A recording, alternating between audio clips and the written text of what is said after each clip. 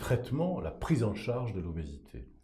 Qu'est-ce que vous proposez aujourd'hui à vos patients?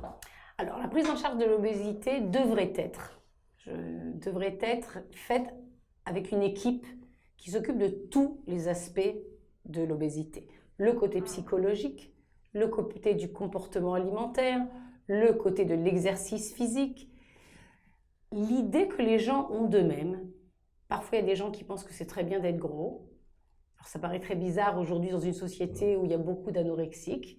Mais je vais vous donner un exemple malheureusement assez triste, mais on s'est aperçu qu'une partie pas si infime que ça de femmes obèses ont été des femmes qui ont eu un viol, une attaque sexuelle et qui en fait ont décidé d'avoir un corps qui les cache.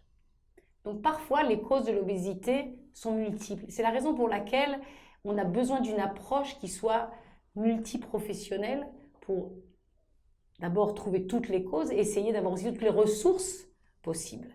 Donc je pense qu'on ne peut pas associer le surpoids juste à la nutrition. On doit se rendre compte qu'il y a d'autres éléments qui sont liés à l'obésité. Donc en fait, vous préconisez une approche pluridisciplinaire du traitement et de la prise en charge du patient obèse. Tout à fait.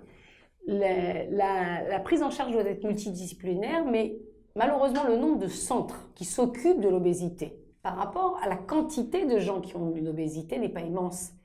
Et en fait, très souvent, on a des individus qui s'occupent de l'obésité, mais on a très peu de centres qui s'occupent justement de façon multidisciplinaire de cette maladie qui a besoin d'un traitement par beaucoup de personnes, d'une équipe qui est assez large en fait.